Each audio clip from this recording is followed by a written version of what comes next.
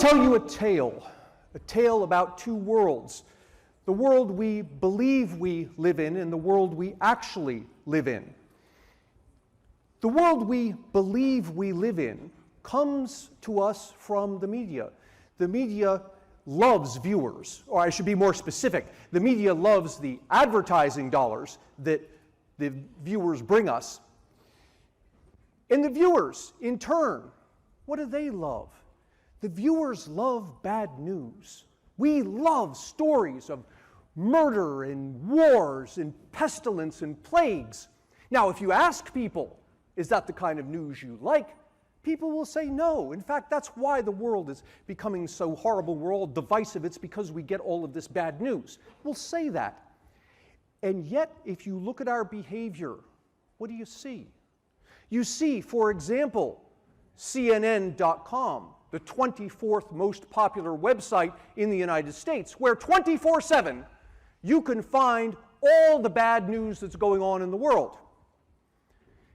If you prefer to hear about good news, there are places you can find that. For example, goodnewsnetwork.org, the 20,158th most popular website in the United States. And there you'll find all sorts of news about good things that are going on. There's a website, ismycomputeron.com. And if you go to ismycomputeron.com, you see this. Ismycomputeron.com is the 58,000th most popular website in the United States. In terms of our revealed preference, we have demonstrated that we like Good News Network about as much as we like Is My Computer On. Where do we spend our time? We spend our time here at CNN. And we believe what CNN tells us, and rightly so. Mainstream media doesn't lie. This is not a story about fake news. I mean, they'll get things wrong from time to time, but generally speaking, the mainstream media tells us the truth, and we rightly so believe what they say. The problem is, we go one step further, and we don't believe what they don't say. And this has led us to have this misconstrued vision of the world we live in. For example, we all know that we live in a nation awash in gun violence. And how do we know this? Well, we know this because CNN tells us so. What happens? Every year that gun violence gets worse, CNN will say gun violence has gotten worse. And it gets worse the next year, and they'll say gun violence has gotten worse. And then there'll be years that go by where gun violence doesn't get worse, but what does CNN do? They talk about other things that are going wrong. Plagues and pestilence and war, whatnot, until gun violence gets worse again, and they'll say gun violence gets worse. And so, over time, what do we hear from the media? We hear this nonstop litany of gun violence getting worse. We believe what they say, rightly so. But we don't believe what they don't say. And what they don't say is they don't talk about the years in which gun violence got better. Pew Research Center has surveyed Americans since 1992, asking them, do you think gun violence in the country is worse or better than it was last year? And since 1992, in every year save two, Americans have said, oh yes, gun violence in this country is worse. But if you look at the actual data, gun violence actually only got worse in 1/3 of the years. 2/3 of the years it got better. Now, you might say in response to that, yeah, but I know what's going on here. The bad years were really bad. And because of that, you have a couple of years where gun violence gets really way worse, and a lot of years where it gets better, but only gets a little bit better, so that the overall trend is gun violence getting worse. And yet we can go and we can look at the data, and what do we see? The homicide rate per capita in the United States, not the homicide, but the firearm homicide rate per capita in the United States, it dropped precipitously in the 1990s, and it's held pretty constant since then. We had a bit of a blip during COVID. But generally speaking, this is not a story of gun violence getting worse. It's a story at the worst of gun violence remaining the same after a precipitous drop in the 1990s. Now, you might say in response to that, yes, but guns are used in all sorts of crimes where people aren't killed. Yeah, we have data on that too. It's called the non-fatal firearm crime rate. And what you see is that's been dropping even at twice the rate that the firearm homicide rate has been dropping. We have come to believe that we are a nation awash in violence because we believe what the media tells us. They tell us when gun violence gets worse, but we don't believe what they don't tell us, and they don't tell us when it gets better. Perhaps the grandfather of all firearm homicides is mass shootings. And if we look at mass shooting data, we see this, and this is the sort of thing the media will tell us, and this is absolutely correct. You can look at this data over time, and you see year after year, plus or minus some noise, the number of Americans killed in mass shootings in this country has been rising significantly. That's true. But what the media doesn't tell us is the context here. Now, what I'm about to show you are a number of Americans killed by knives in the United States over these same years. I'm going to superimpose it on top of this graph. The number of Americans killed by knives in the United States is about 15 times the number of Americans killed in mass shootings. Now, I'm not suggesting that we shouldn't be concerned about mass shootings. I am suggesting that if we are not 15 times as concerned about the number of Americans killed in knifings, that we've got our priorities mixed up. And those mixed up priorities come out in the form of mixed up policy. And the mixed up policy takes our limited resources, it ends up applying them not to the greater problem, but to the noisier problem, the problem we perceive exists. We saw this with COVID. We heard all sorts of reports night after night about the number of Americans that are killed by COVID. And in fact, if you annualize the data for 2020, so this was the height of COVID, on average, at an annual rate, 375,000 Americans dying of COVID each year. This is true, and this is what the media tells us. What the media doesn't tell us is the context. And the context here is the number of Americans killed by other things. Principal among them, heart disease and cancer. On an annual basis, more than twice the number of Americans die of heart disease and cancer as die of COVID. Now, you might say in response to that, well, yeah, but COVID is an infectious disease. You really can't make this comparison. You're absolutely right. We can't make this comparison. COVID is an infectious disease. But that argument actually cuts in the other direction. If we had done nothing about COVID, no lockdowns, no social distancing, no investment in vaccines, if we had done nothing, the number of people who died of COVID would have been much higher than what you see here. But because COVID is infectious, over time, the number of deaths would tail out as we develop natural immunity. But there is no natural immunity to heart disease and cancer because they aren't infectious. And so if we do nothing about heart disease and cancer, year after year, those numbers don't tail off, they stay exactly where they are. And again, I'm not saying we should have done nothing about COVID. I am saying that if we didn't spend at least twice the resources on heart disease and cancer that we spent on COVID, then we're misallocating our resources, that we're attacking the thing that's noisy rather than the thing that's actually serious. And you can see some of this in the news. If you go back and look up headlines on Google from March to May of 2020, you'll see the headlines are all about COVID deaths. This is what the media was talking about until about May of 2020. In May of 2020, the number of deaths from COVID start to tail off. They start to decline. Now, the media wants eyeballs. It wants viewers.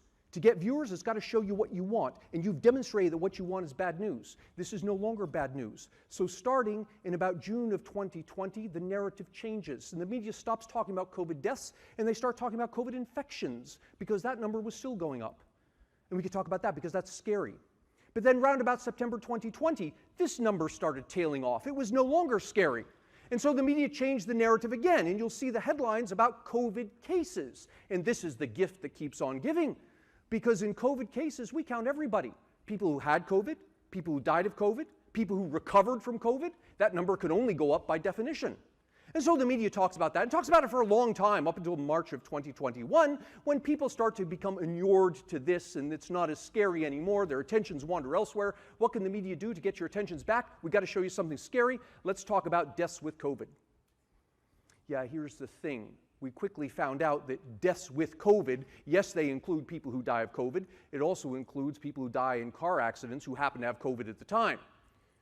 And so you see the media shifting the narrative, again, not to say that they're lying to you, but they're looking to attract your attention by showing you things that you want to see, which are things that are scary.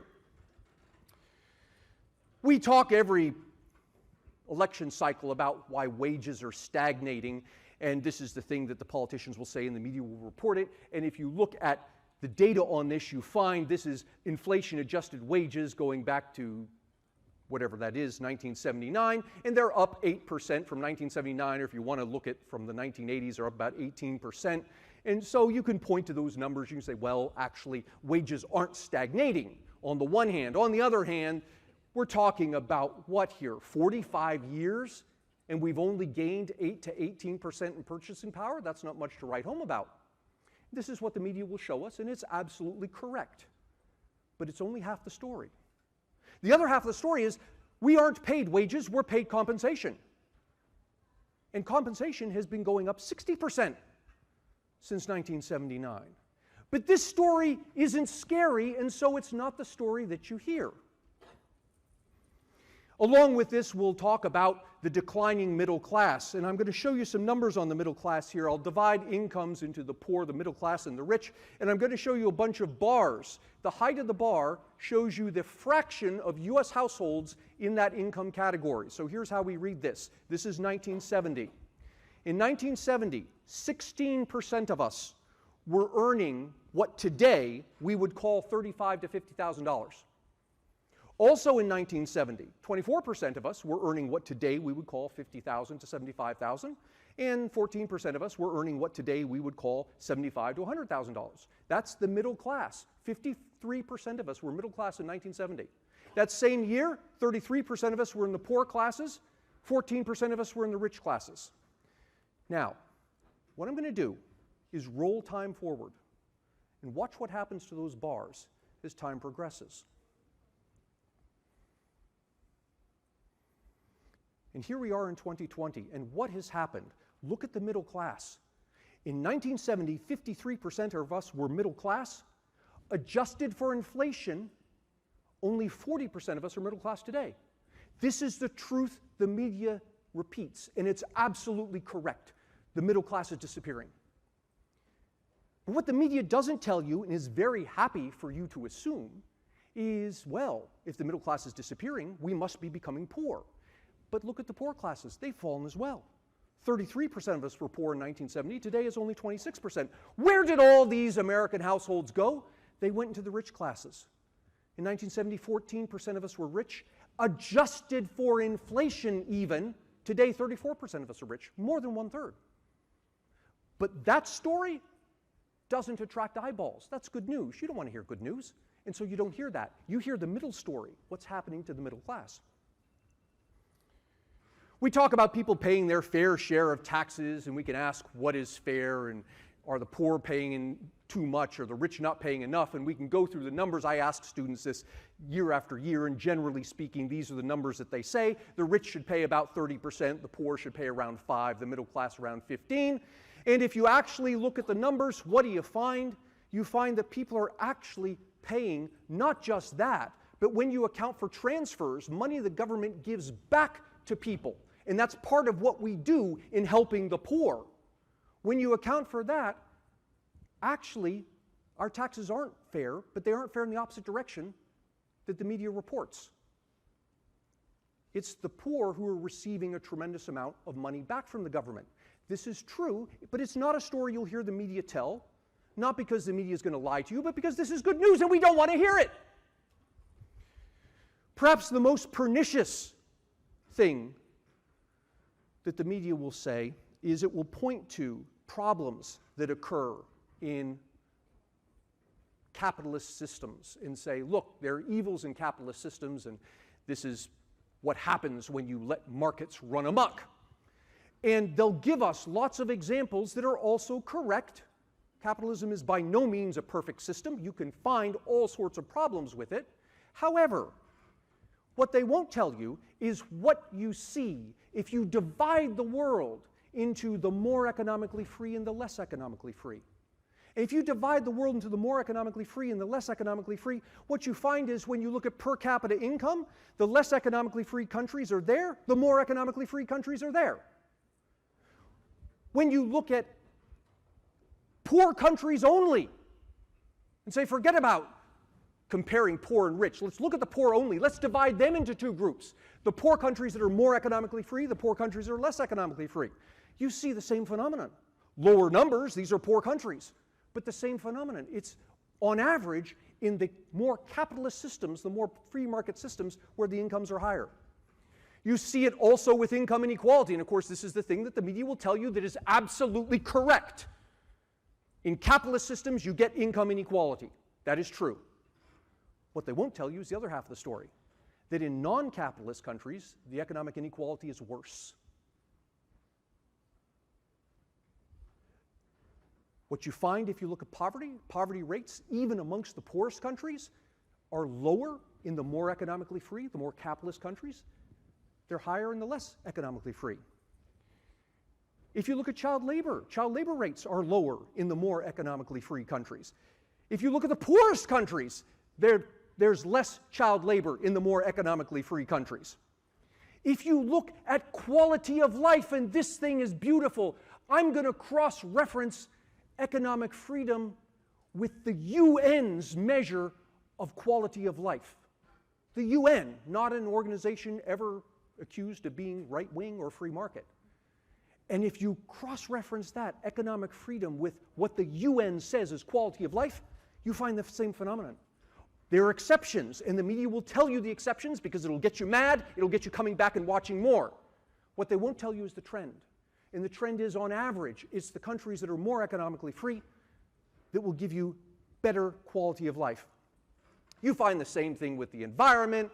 You find the same thing whether you look at air pollution or you look at deforestation. All of these ways we might think about countries being healthy, successful. You find these things, not in every case, but on average, associated with more economic freedom. So this leaves us with this question, all right, so what? The media is looking to attract dollars. They're a profit-oriented entity, and like any profit-oriented entity, they want profit. And so what do? The profit comes from advertisers.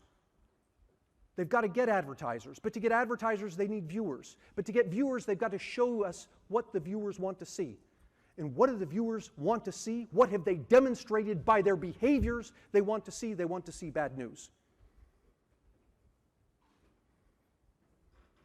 The sad thing is that this leaves us with this belief that the world is horrid, when in fact it's wondrous.